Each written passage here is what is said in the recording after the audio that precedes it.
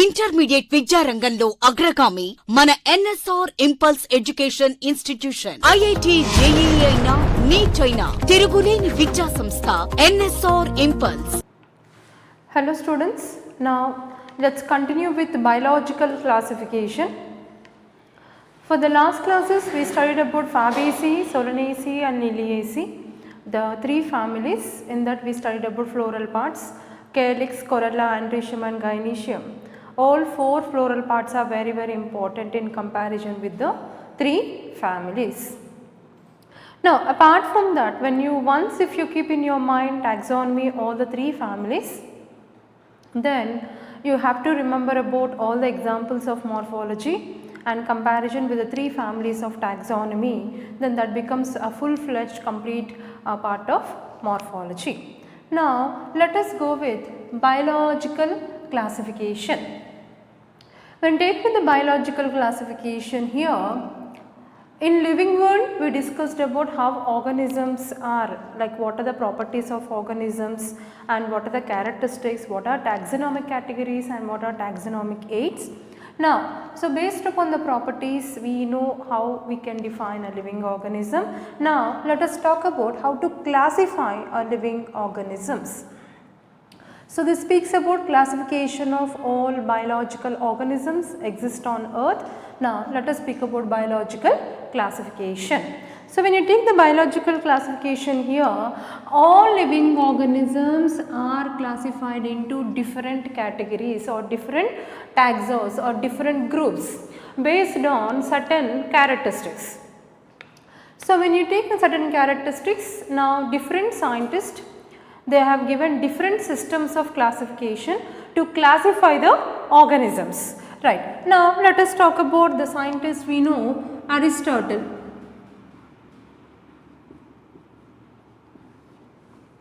Aristotle is a scientist you all know very well, who is referred as the father of biology, who is referred as the father of biology. Now who classified organisms into three groups. What are they? So we have herbs,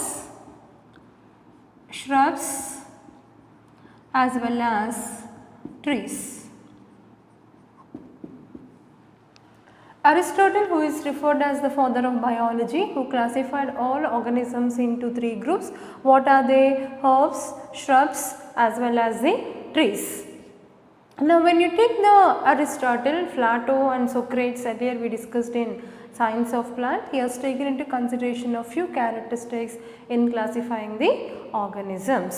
Now later the people have given, they try to classify all living organisms into different groups. Different scientists, they have given different systems of classification. Let us start our discussion with the first one, a two kingdom system of classification. Two kingdom system of classification.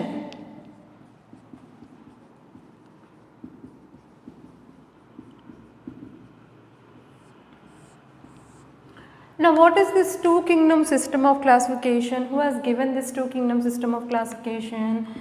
You know it well, the scientist Carolus von Linnaeus. Carolus von Linnaeus. Now is a scientist, Carolus von Linnaeus is a scientist who has given a two kingdom system of classification. So when you take the two kingdom system of classification, who has given is Carolus von Linnaeus.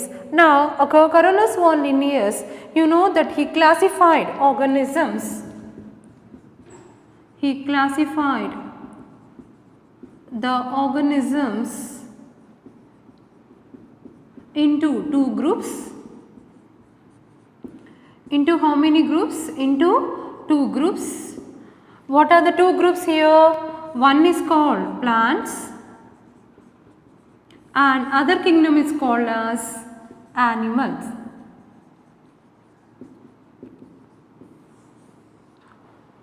So Carolus von Linnaeus, he classified all organisms into two groups, or we say two kingdoms. two groups, or we say two kingdoms. He classified all organisms into two groups, or we say two kingdoms. What are they? Plant kingdom, one is plants kingdom and other one is animal kingdom. So when you take the plants kingdom and animal kingdom, so this classification is given based on the nature of cell wall. So here I will write two kingdom system of classification. Linnaeus, what he has given, it is based on cell wall, based on the parameter called cell wall. So based on cell wall, he classified all living organisms into two kingdoms. One is called plant kingdom, other one is called animal kingdom. So why he has taken the nature of cell wall or the based on cell wall? He has taken one living organism into hand and he started observing under microscope, and if it has cell wall, he kept in plant kingdom. If it is no cell wall, he kept in animal kingdom. So he said that plants include the cell wall is present, then it will be kept in a plant kingdom, and the organism in which cell wall is absent is kept in animal kingdom. Okay, the plant where cell wall is present in plant kingdom, where cell wall is present is kept in plant kingdom. In case of animal kingdom, where cell wall is totally absent. Now you know that he classified approximately 8,000 species of plants he identified and given in the book name called Species Plantarum. What is the book written by him? What is the book written by Carolus von Linnaeus? The book name is Species Plantarum. What is the name of the book written by Carolus von Linnaeus? The book name is Species Plantarum. So when you take plant kingdom, cell wall is present, approximately 8,000 species is identified. The total number of plants what he identified is 8,000 species and is given in the book name called as Species Plantarum. Very, very important. Coming to animal kingdom, in animal kingdom approximately he just classified 4,400 species. Classified 4,400 species and written about these animals, written and described in the book name called Systema Naturae. Written in the book name called as Systema Naturae. So you are very much familiar with these two books, but try to remember, one is for plants, clearly try to remember that is Species Plantarum, and the other book written by Carolus von Linnaeus on animals is nothing but Systema Naturae. Here plant kingdom includes 8,000 species, animal kingdom here includes 4,400 species. So based upon nature of cell wall, the organism who is having cell wall kept in plant kingdom and the organism where cell wall is absent is kept in case of animal kingdom. Approximately 8,000 species of plants he identified and he has given name based upon binomial nomenclature. And what was the book written on plants? That is Species Plantarum. Similarly, the cell wall, he has took some of the organisms who does not have cell wall, literally kept in animal kingdom, not taken into consideration of other parameters, and literally it includes 4,400 species. Now, and it is written in the book name called as Systema Naturae. So, plant book name is Species Plantarum, animal book name is Systema Naturae. As he classified all living organisms into two kingdoms, that is why it is called as a two kingdom system of classification. Remember, given by Carolus von Linnaeus, and try to remember that the two important book names written by Linnaeus. So far if you look at, Linnaeus has given so many other concepts, you know it very well. Artificial system of classification or itself is called a sexual system of classification. That is one important discovery made by Carolus von Linnaeus. Apart from this, what else you know? About Carolus von Linnaeus we are discussing about the scientist Carolus von Linnaeus. So what he has given? He has introduced the concept. Let us recollect it once again. let us write the discoveries made by Carolus von Linnaeus at one particular place. He has given what is called as a binomial nomenclature. What was the concept he has given? A binomial nomenclature, and that is giving name to the plant.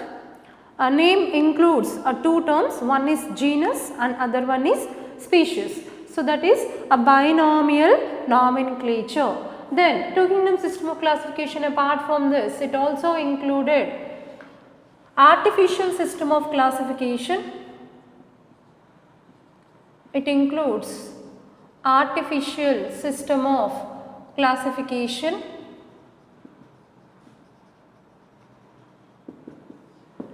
So, binomial nomenclature, every scientific name has two names, genus name and species name. This is we studied in case of living world. And other one, artificial system of classification itself is called as a sexual system of classification. This we discussed in taxonomy, right. Apart from that, Linnaeus, Carolus von Linnaeus, who is referred as father of taxonomy, he is the one who introduced the concept called as what? Taxonomy, who is referred as father of taxonomy. So, all this credit goes to Carolus von Linnaeus. In this you have to add one more thing. Carolus von Linnaeus also has given what is called a two kingdom system of classification, very very important. Now, let us discuss about drawbacks of two kingdom system of classification. So, what Carolus Linnaeus tried to do that here he has taken all living organisms. All living organisms he conveniently classified into two groups, plant kingdom, animal kingdom, on basis of what? Only one parameter. What is that? Cell wall. He took the organism, cell wall is there, okay, this is kept in plant kingdom. Cell wall is not there, okay, let us keep it in animal kingdom. He has not taken into consideration of other criteria like prokaryotes and eukaryotes, unicellular and multicellular, photosynthetic and non-photosynthetic organisms. Such kind of classification is not given and not taken into consideration. Important parameters are not taken into consideration by Carolus von Linnaeus. So, now let us continue our discussion with what are the important drawbacks of a two kingdom system of classification.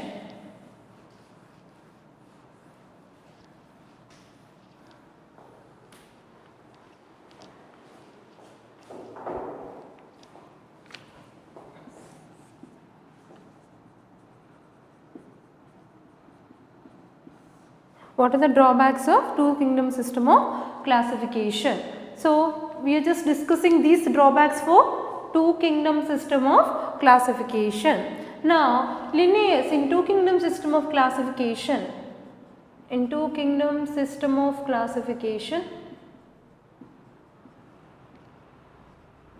Linnaeus not taken into consideration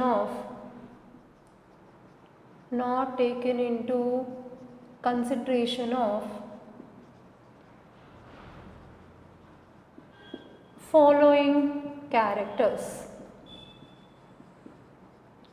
following characters.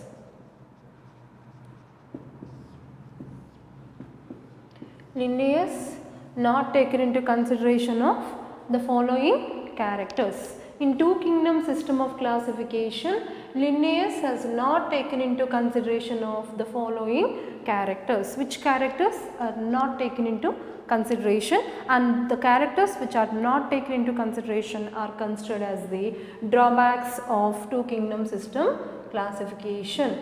Drawbacks of two kingdom system of classification.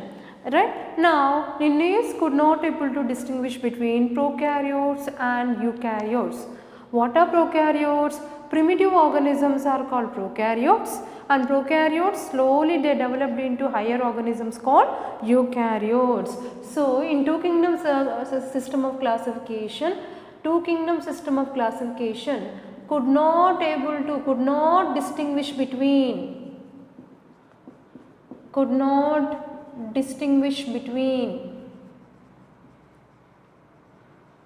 not distinguish between what characters it could not able to distinguish?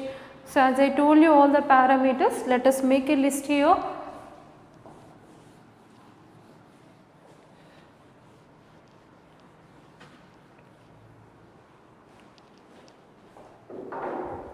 Could not distinguish between prokaryotes and eukaryotes. Prokaryotes and eukaryotes. So, two kingdom system of classification could not able to differentiate the prokaryotes and eukaryotes. So, prokaryotic bacteria was kept along with eukaryotic, you can take what you call protozoans, slime molds and all that. Prokaryotic bacteria and eukaryotic protozoans could not able to distinguish. Prokaryotic bacteria is kept along with eukaryotic protozoans. Similarly, he could not, the two kingdom system of classification could not distinguish between unicellular organisms and multicellular organisms. Unicellular organisms and multicellular organisms. So here it could not able to distinguish between unicellular organisms and multicellular organisms. Unicellular organisms, if you take Chlamydomonas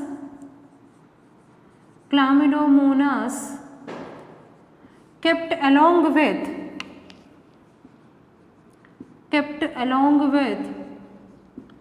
Spirogyra. Kept along with Spirogyra.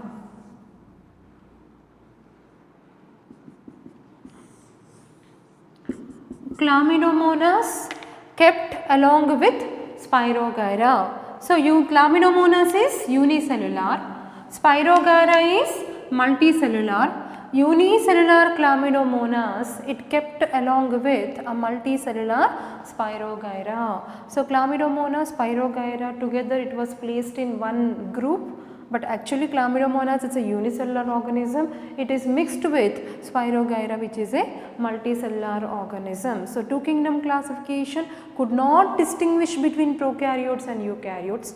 Prokaryotic bacteria is clubbed with eukaryotic protozoans. All prokaryotes, eukaryotes mixed together and placed in one kingdom. Similarly, he could not, Linnaeus could not able to distinguish between unicellular organisms and multicellular organisms. For example, if you look at, so here now I am writing examples.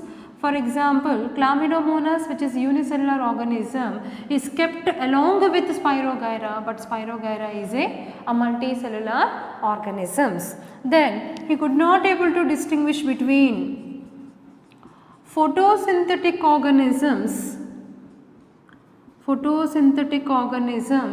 and non-photosynthetic organisms. Photosynthetic organisms and non-photosynthetic organisms.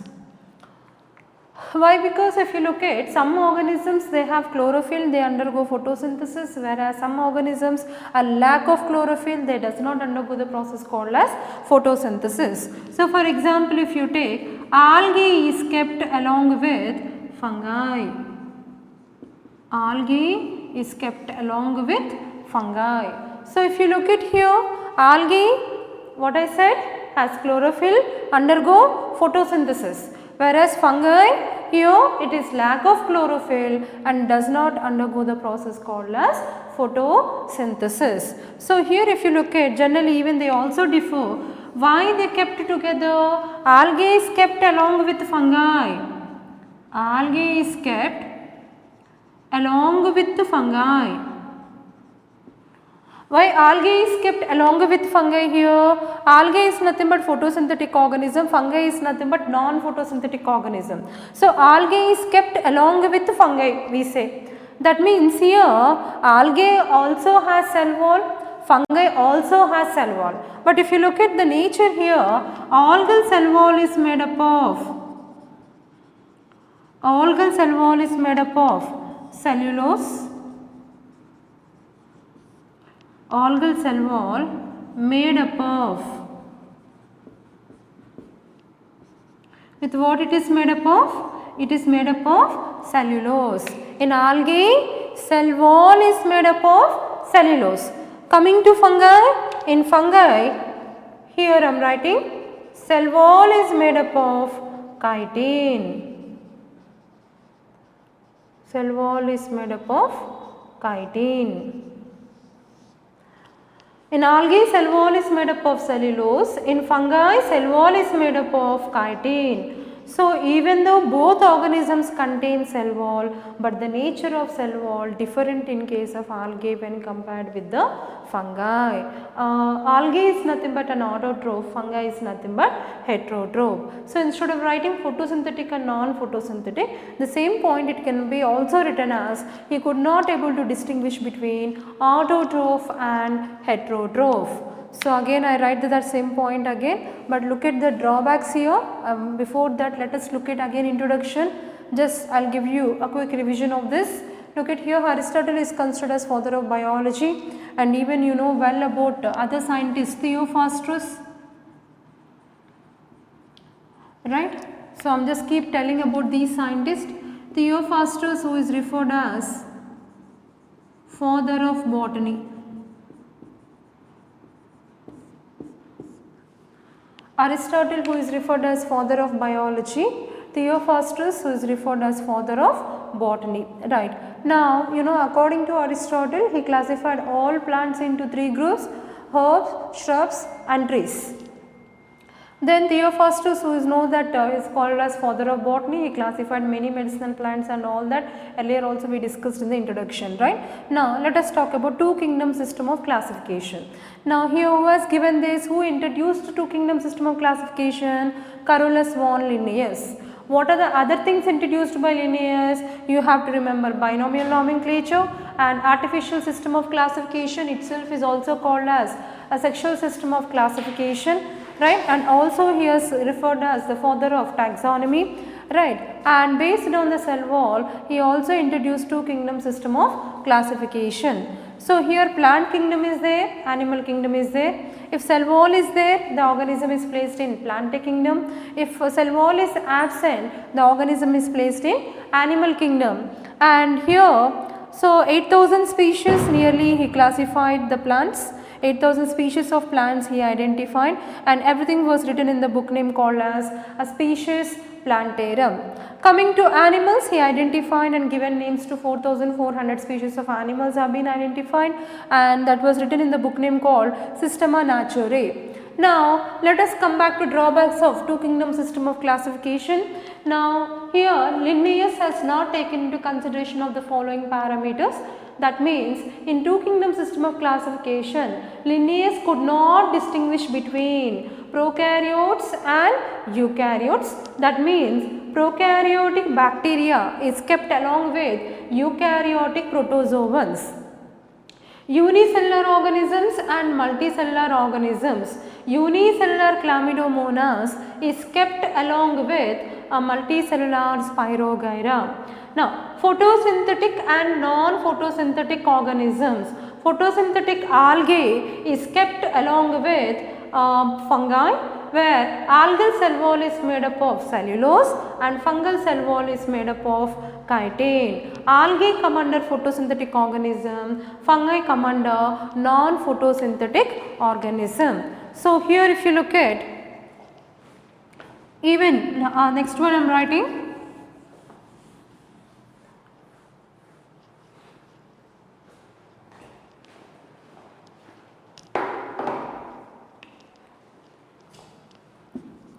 They could not able to distinguish between autotrophs and heterotrophs. Autotrophs and heterotrophs. Then also the same thing will come here, because algae is kept along with fungi. Plants are kept with what you call plants are kept with along with fungi, whereas these are producers They prepare their own food material, they are called producers, but fungi depend on other organisms like parasites and symbionts. They come under heterotrophs, but both together placed in the same kingdom because both having cell wall. Algae is also having cell wall, fungi is also having the cell wall. Now apart from this, so for example, Euglena, if you take, Euglena has both Holozoic and Saprozoic nutrition.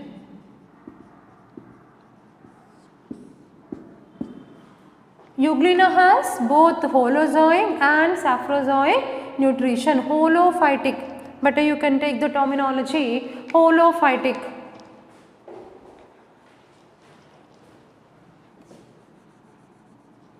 So here holophytic and Saprozoic nutrition. What is that meaning here? That means Euglena exhibit both, it exhibit both plant characteristics as well as animal characteristics. What is holophytic? It engulf meaning it consumes, it engulfs. That's nothing but holophytic nutrition, or we say holozoic nutrition. Saprozoic, it feeds upon dead and decomposing organic matter. It grows on dead and decomposed organic matter and it absorbs the nutrients from the dead and decomposed organic matter. So Euglena plays very important role in exhibiting both plant characteristic as well as animal characteristics. Together it could not able to distinguish, and Euglena is placed in plant because it has cell wall. It here in the presence of light, it behaves as an autotroph. So if you take the Euglena here, Euglena in the presence of light, it acts as producer, that means it acts as an autotroph. It prepares its own food material.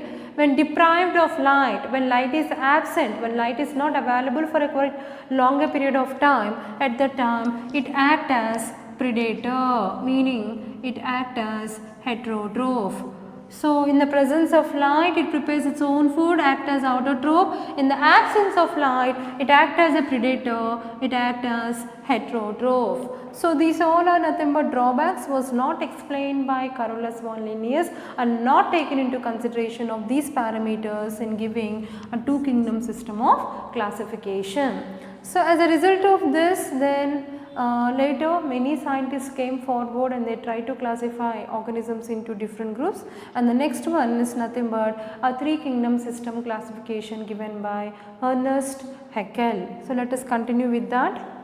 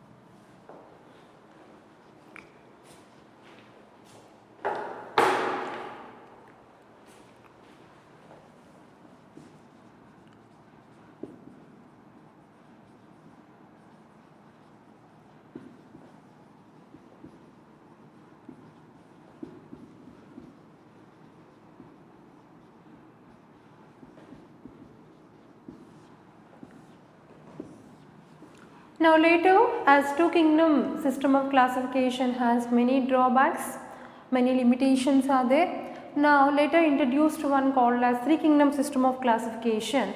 It was introduced by the scientist Ernst Haeckel.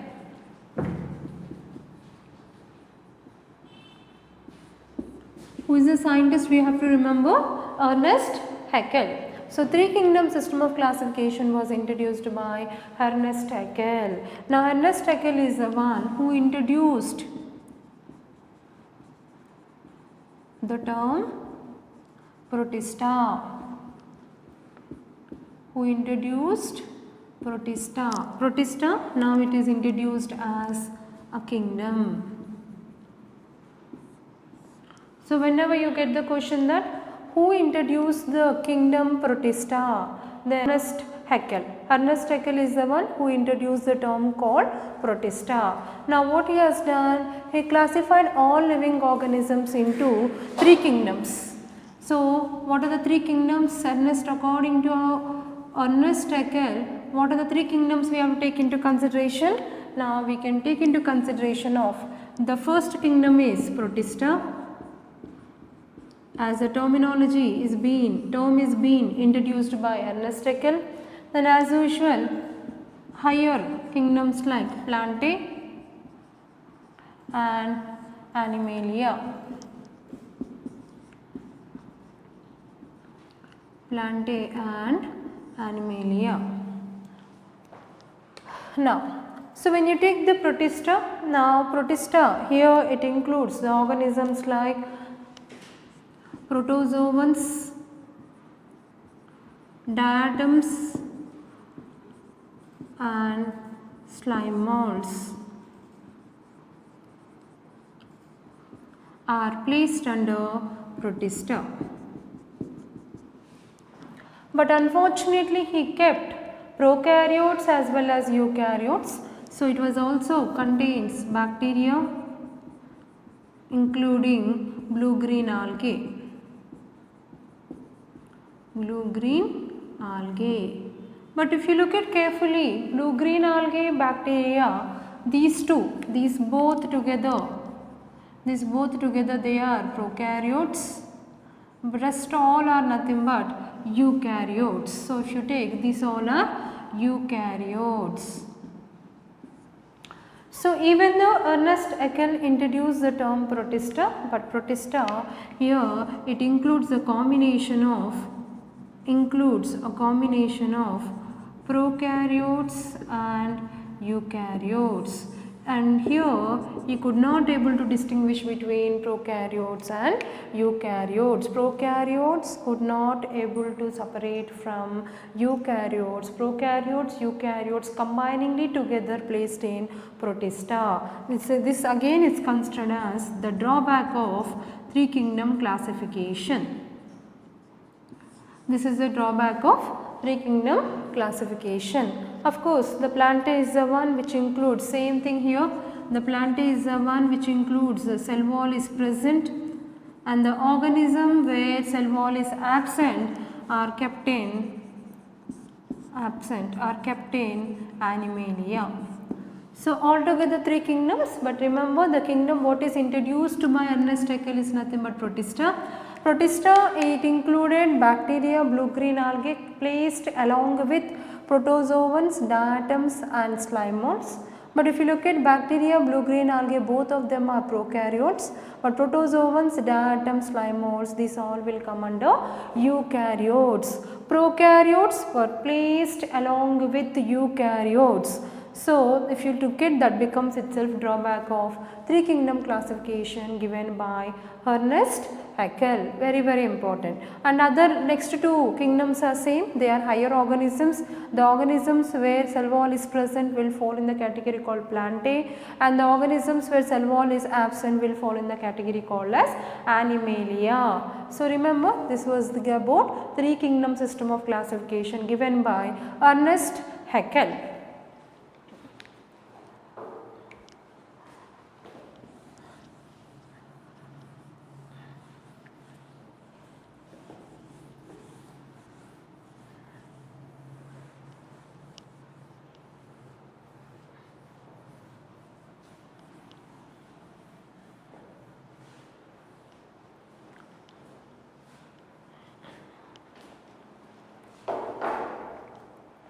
Now later, as even three kingdom system of classification also has a combination of both prokaryotes and eukaryotes, unicellular and multicellular were could not able to distinguish as it has its own drawbacks, and later introduced one is nothing but what? A four kingdom system of classification. So the four kingdom system of classification was introduced by and given by the scientist Copeland. Who is the scientist? The scientist is Copeland. Four kingdom system of classification was introduced by the scientist Copeland. Now according to Copeland, all living organisms, biological classification, it includes four kingdoms. Copeland classified all organisms into four kingdoms. At the same time, he introduced in four kingdom system of classification, introduced the kingdom Monera. Copeland introduced the kingdom Monera. So Monera is the one which includes primitive prokaryotic organisms. So Copeland introduced the kingdom Monera. Monera is nothing but Monera kingdom we call. Now that was being introduced. Now what are these four kingdoms? Now according to Copeland, the first one is nothing but Monera, Monera kingdom, and the second kingdom is Protista.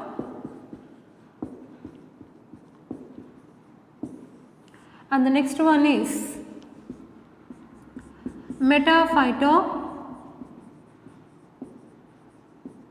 and then Metazoa.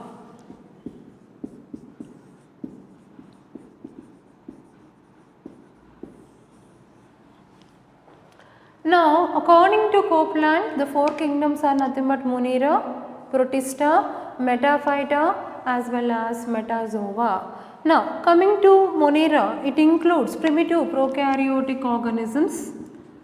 According to Copeland, Monera includes primitive prokaryotic organisms, primitive prokaryotes which are unicellular.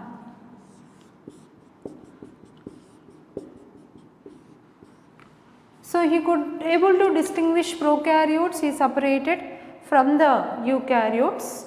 The primitive prokaryotes which are nothing but unicellular, now he placed in the kingdom called as Monera. Now coming to Protista, according to Copeland, it includes unicellular eukaryotes. Unicellular eukaryotes. But unfortunately, some of the prokaryotic organisms are also placed in case of Protista.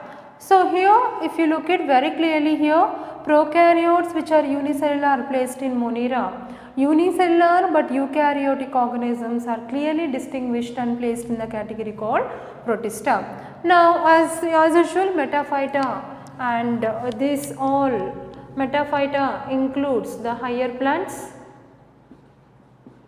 and Metazoa includes the higher animals. Higher organisms are placed in the two major groups, Metaphyta as well as Metazoa. So when you take here, Monera includes primitive prokaryotes unicellular, Protista includes unicellular eukaryotes, Metaphyta includes higher plants and Metazoa includes higher animals. Now this is four kingdom system of classification given by the scientist Copeland, and remember he has given the introduced the term called as Monera. So here prokaryotes unicellular organisms, if you take, we can take example, for example prokaryotic unicellular example, we can take bacteria, blue green algae. So these all will come under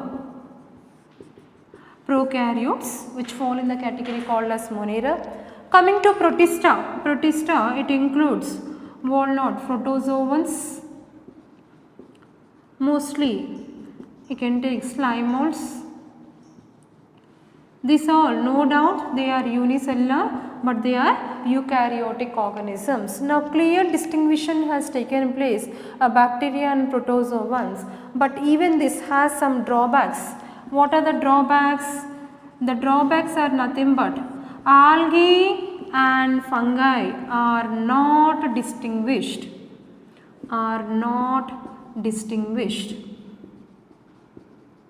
Still we have a drawback of four kingdom system of classification. What is a drawback? Algae and fungi are not distinguished. Algae, as you know, it is an autotroph. It could not able to distinguish from the heterotrophic fungi. So as both of them are not distinguished, together placed in one kingdom, that was a major drawback of what is called four kingdom system of classification. Intermediate విద్యారంగంలో అగ్రగామి మన NSR impulse education institution. IIT JEE అయినా neat అయినా తిరుగులేని విద్యా సంస్థ NSR impulse.